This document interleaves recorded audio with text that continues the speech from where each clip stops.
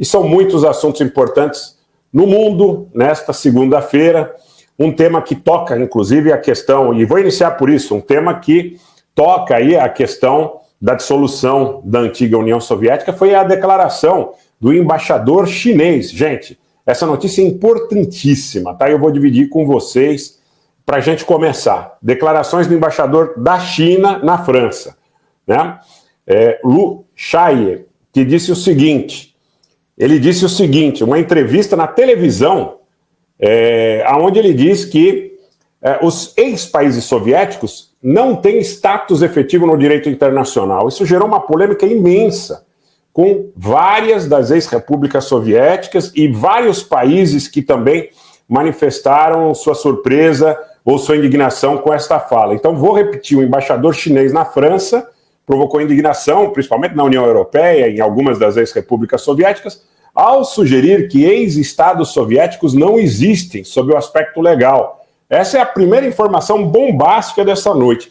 E olha, essa informação, gente, tem uma repercussão muito grande, porque já suscita especulação de muitos daqueles que acreditam que o presidente russo Putin poderia estar interessado na recomposição da antiga União Soviética, não é? Então é uma notícia absolutamente importante que, mais uma vez, passa à margem da mídia brasileira, preocupada muitas vezes com agendas marginais. Marginais não no sentido estrito, né? No sentido lato sensu, no sentido amplo da palavra, porque isso é importante. O embaixador da China na França, dizendo que as ex-repúblicas soviéticas não existem. Eu vou passar por algumas das declarações do embaixador chinês, porque eu tive o cuidado de assistir essa entrevista e destacar alguns pontos aqui para vocês.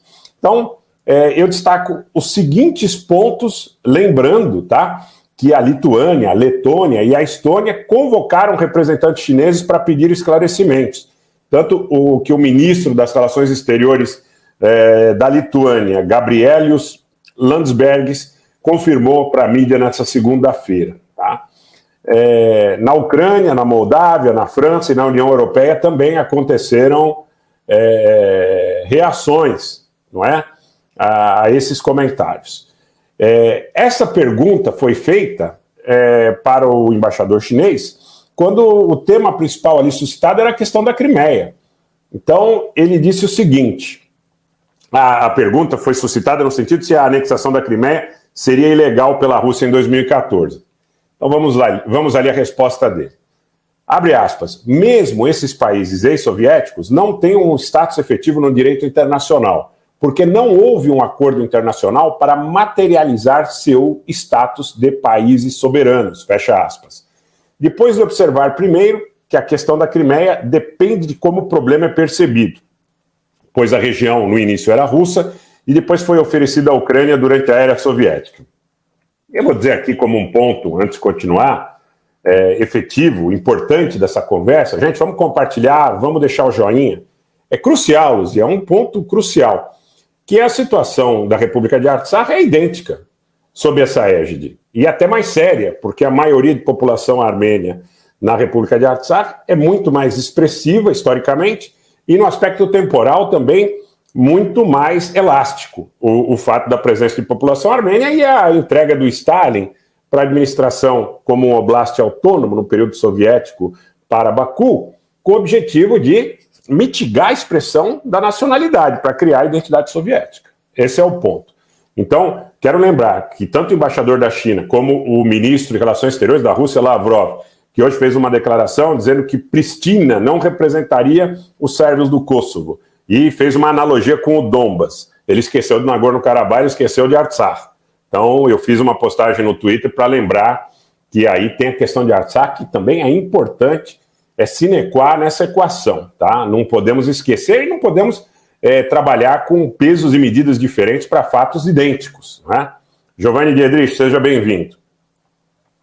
Pois bem, essas observações pareciam, na realidade, ou pareceram negar a soberania de países que se tornaram estados independentes e membros das Nações Unidas após a queda da União Soviética em 1991.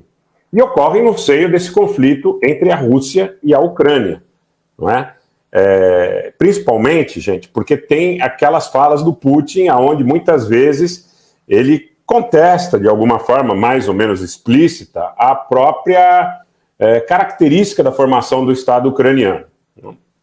A embaixada chinesa na França disse mais tarde que os comentários de Lu não eram uma declaração de política, mas uma expressão de pontos de vista pessoais.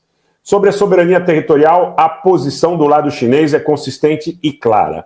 O lado chinês respeita a soberania, independência e integridade territorial de todos os países e defende os propósitos e princípios da Carta da ONU, disse a embaixada em um comunicado oficial na tarde desta segunda-feira, horário de Brasília. Após a dissolução da União Soviética, a China, aliás, foi um dos primeiros países a estabelecer relações diplomáticas com os países envolvidos.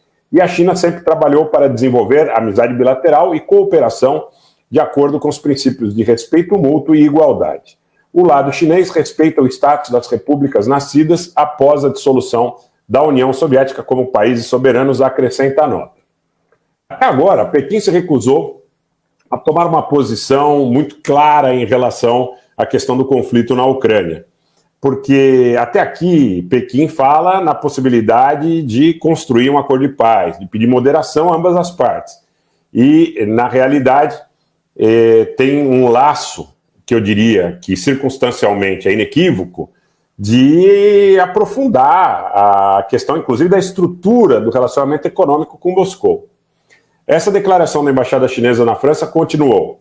Sobre a questão da Ucrânia, a posição da China é consistente e clara. Estamos prontos para continuar trabalhando com a comunidade internacional para darmos uma contribuição para uma solução política da crise, dizendo e reiterando que a China é inequivocamente contrária à continuidade do conflito, sob o ponto de vista da guerra em si. Não é?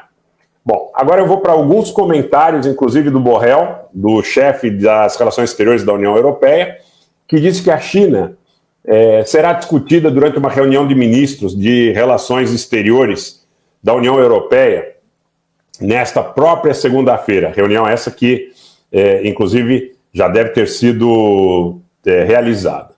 Temos falado muito sobre a China ao longo dos últimos dias, mas teremos que continuar discutindo, pois é uma questão muito importante para a nossa política externa, disse Borrell.